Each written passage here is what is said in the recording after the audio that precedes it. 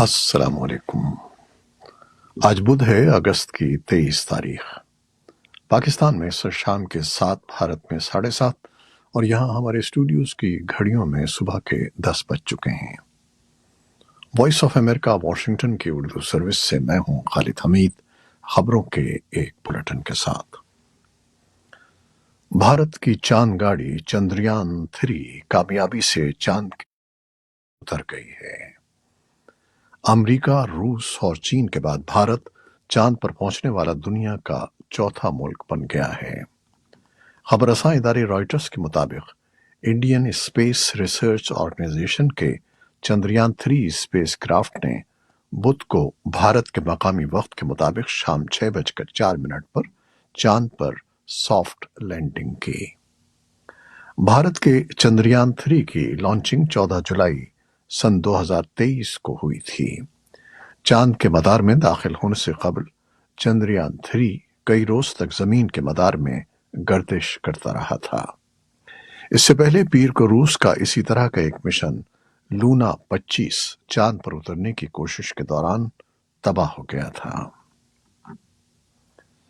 اور پاکستان سے خبر یہ ہے کہ chief justice of Pakistan justice Umar Ata Bandial نے کہا ہے کہ بادی النظر میں توشہ خانہ کیس سے متعلق ٹرائل کورٹ کے فیصلے میں غلطیاں ہیں، لیکن اس کے باوجود آج ٹرائل کورٹ کے فیصلے میں مداخلت نہیں کریں گے۔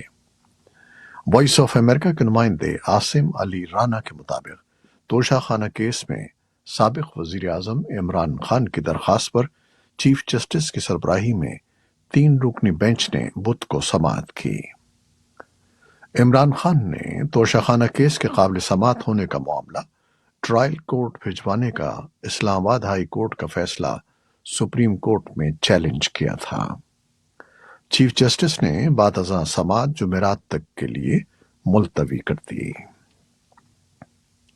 خیبر پختونخوا کے علاقے بٹاگرام میں دیسی ساختہ کیبل کار میں پھنسے تمام 8 افراد کو ریسکیو کر لیا گیا ہے۔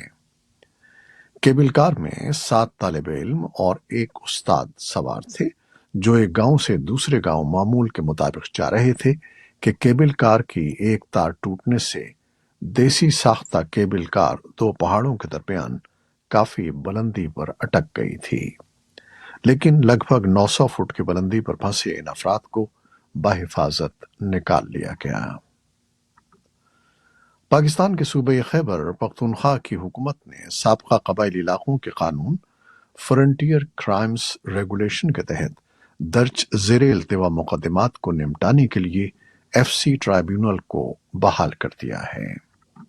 حکومت نے یہ فیصلہ پشاور ہائی کورٹ کے 2 دسمبر سن 2022 کے فیصلے کے تحت کیا، جس میں 11 اہم نوعیت کے مقدمات کو سابقہ قبائلی علاقوں کے لیے نافذ قانون کے تحت نمٹانے کی ہدایت کی گئی ہے۔ بھارت کی ریاست میزورام میں ایک ریلوے پل ٹوٹنے سے کم از کم 26 افراد ہلاک ہو گئے ہیں۔ پولیس کا کہنا ہے کہ حادثے کے وقت جائے وقوع پر 28 ورکرز موجود تھے، جن میں سے 2 زخمی بھی ہوئے ہیں۔ ریلوے انتظامیہ نے پل ٹوٹنے کی تحقیقات کا آغاز کر دیا ہے۔ انڈین ریلویز نے اپنے ایک بیان میں کہا ہے کہ حادثہ ایک زیر تعمیر پل پر کام کے دوران پیش آیا۔ وزیر اعظم نریندر مودی نے اپنے بیان میں کہا ہے کہ متاثرہ افراد کو ہر ممکن مدد فراہم کی جا رہی ہے۔ طالبان کے وزیر خارجہ امیر خان متقی نے پاکستان کی وزارت خارجہ کے انسٹی ٹیوٹ آف اسٹریٹجک اسٹڈیز کے ڈائریکٹر سہیل محمود سے ملاقات میں کہا ہے کہ کچھ مسائل دونوں ممالک کے تعلقات میں دراڑ پیدا کر رہے ہیں۔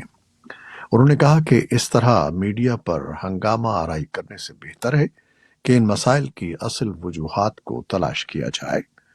وہ کابل میں پاکستان کے ناظم الامور عبید الرحمان نظامانی کے ہمراہ آنے والے وفد سے باتیں کر رہے تھے۔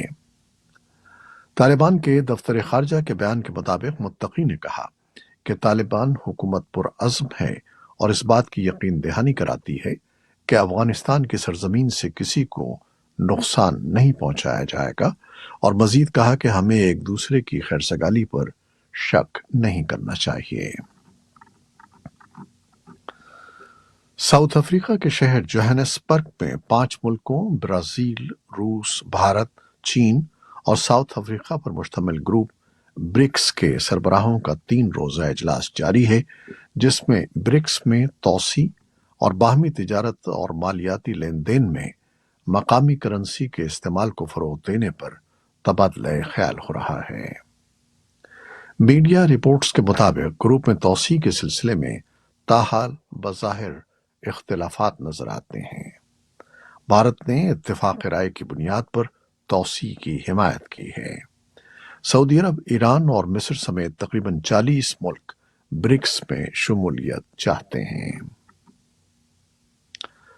امریکہ نے چین کے مزید حکام پر ویزا پابندیاں عائد کر دی ہیں، جن پر الزام ہے کہ انہوں نے تبت کے لگ بھگ 10 لاکھ بچوں کو چینی معاشرے میں ضم کرنے کے لیے انہیں جبراً اپنے خاندانوں سے الگ کر کے بورڈنگ اسکولوں میں رکھا۔ چینی حکام پر حالیہ پابندیوں سے متعلق منگل کو ایک بیان میں امریکہ کے وزیر خارجہ اینٹنی بلنکن نے کہا کہ امریکہ چین کی حکومت کی جانب سے چلائے جانے والے بورڈنگ اسکولوں کی پالیسی کے پیچھے موجود حکام کے ویزوں کو محدود کر دے گا۔ واشنگٹن ڈی سی میں چین کے سفارت خانے کے ترجمان کا کہنا ہے کہ بیجنگ چین کے حکام کے خلاف ویزا پابندیوں سے متعلق امریکہ کے اقدامات کی سختی سے مخالفت اور مذمت کرتا ہے۔ چینی سفارت خانے کے ترجمان کے مطابق بورڈنگ اسکول چین کی نسلی اقلیتی علاقوں میں اسکولوں کو چلانے کا اہم طریقہ ہے۔ یوکرینی حکام نے بدھ کو کہا کہ روس نے گزشتہ رات اوڈیشہ کے علاقے میں بندرگاہ کے بنیادی ڈھانچے کو نشانہ بناتے ہوئے فضائی حملہ کیا۔ حکام نے بتایا کہ روس نے دریائے ڈینیوب پر بندرگاہ پر حملے میں ڈرون کا استعمال کیا۔ علاقائی گورنر اولہ کیپر نے میسجنگ ایپ ٹیلی گرام پر کہا کہ پروڈکشن اور شپنگ کمپلیکس متاثر ہوئے ہیں اور اناج کو نقصان پہنچا ہے۔ کیپر نے مزید کہا کہ کوئی شہری جانی نقصان نہیں ہوا۔ یوکرین کے حکام نے منگل کو دیر گئے کہا تھا کہ روسی توپ خانے نے مشرقی یوکرین کے شہر لیمان کے قریب 3 افراد کو ہلاک کر دیا۔ ادھر روسی حکام نے بدھ کو کہا کہ یوکرین کے ڈرون حملے میں دونوں ممالک کی سرحد کے ساتھ واقع بیلگوراد کے علاقے میں 3 افراد ہلاک ہو گئے۔ روس نے یہ بھی کہا کہ روسی فضائی دفاع کے ذریعے گرائے جانے کے بعد یوکرین کا ایک ڈرون وسطی ماسکو میں ایک عمارت سے ٹکرا گیا۔ ماسکو کے میئر سرگئی سوبیانین نے کہا کہ عمارت زیر تعمیر تھی اور اس میں کوئی جانی نقصان نہیں ہوا۔ امریکی محکمہ خارجہ نے کہا ہے کہ وہ یوکرین کی طرف سے روس کے اندر حملوں کی حمایت نہیں کرتا، لیکن یہ فیصلہ یوکرین ہی کو کرنا ہے کہ وہ اپنا دفاع کیسے کرے۔ محکمہ خارجہ کے ترجمان کے مطابق روس یوکرین سے اپنے فوجیوں کو واپس بلا کر کسی بھی وقت جنگ ختم کر سکتا ہے۔ امریکہ کا یہ بیان روسی حکام کی جانب سے بدھ کو یوکرین کے 3 ڈرون مار گرانے کے دعوے کے بعد سامنے آیا ہے۔ روس کی وزارت دفاع کا کہنا ہے کہ یوکرین نے 3 ڈرون سے ماسکو کو نشانہ بنانے کی کوشش کی، جنہیں دفاعی نظام کے ذریعے تباہ کر دیا گیا۔ یوکرین کی جانب سے روس کے اس دعوے پر کوئی بیان سامنے نہیں آیا ہے۔ وائٹ ہاؤس کے قومی سلامتی کے مشیر جیک سلیون نے کہا ہے کہ امریکہ کو یقین ہے کہ ایران اس کے 5 شہریوں کو آزاد کر دے گا، تاہم انہوں نے اس معاملے کی مزید تفصیل نہیں بتائی۔ حال ہی میں یہ خبر سامنے آئی تھی کہ ایران نے 4 امریکی قیدیوں کو جیل سے نکال کر ایک محفوظ مقامات پر منتقل کر دیا ہے، جنہیں عنقریب آزاد کر دیا جائے گا، جس کے بدلے جنوبی کوریا میں ایران کے منجمد $6 ارب کے اثاثے واگزار کر دیے جائیں گے۔ جیک سلیون نے اس امید کا اظہار کیا ہے کہ ایران کے ساتھ جو طے ہوا ہے، معاملات اس کے مطابق آگے بڑھتے رہیں گے۔ جنوبی شام میں مشتعل مظاہرین نے حکمراں باس پارٹی کے مقامی دفاتر پر دھاوا بول دیا ہے۔ یہ حملہ ایسے وقت میں کیا گیا ہے جب جنگ زدہ ملک میں شدید معاشی اور مالی بحران کے دوران حکومت کے خلاف مظاہروں میں شدت آتی جا رہی ہے۔ हिज़्ब इख्तिलाफ के कारकुनों ने बुध को कहा कि मुजाहिरीन ने मंगल की रात होने वाली हुकूमत मुखालिफ रैलियों में एक हाईवे को भी जुज़वी तौर पर बंद कर दिया जो दो रोज़ अक्सरियत वाले सूबे सौदा को दारुल हुकूमत दमिश्क से मिलाती है। ये मुजाहरे हालात ज़िंदगी की बिगड़ती हुई सूरत हाल और महंगाई की वजह से शुरू हुए हैं। मुजाहरे अभी तक दारुल हुकूमत दमिश्क और हल्ब और हम्स समेत बड़े शहरों तक नहीं फैले हैं। यूनान के शिमाली इलाके के जंगलात में लगने वाली आग पर काबू पाने के लिए दूसरे रोज भी कोशिशें जारी हैं। हुक्काम ने आतिशज़दगी के बाइस अब तक 20 अफराद की हलाकत की तस्दीक की है।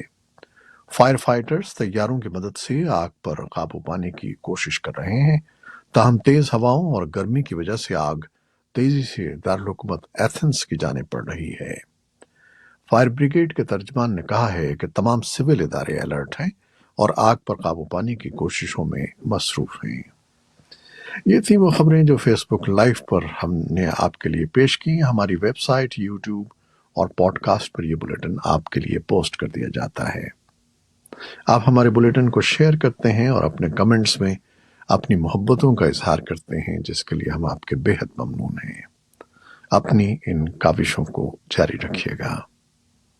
न्यूज़ प्रोड्यूसर आयजा इरफान और न्यूज़ एडिटर बहजत जिलानी के साथ खालिद हमीद को अब इजाज़त दीजिएगा। अल्लाह हाफिज़।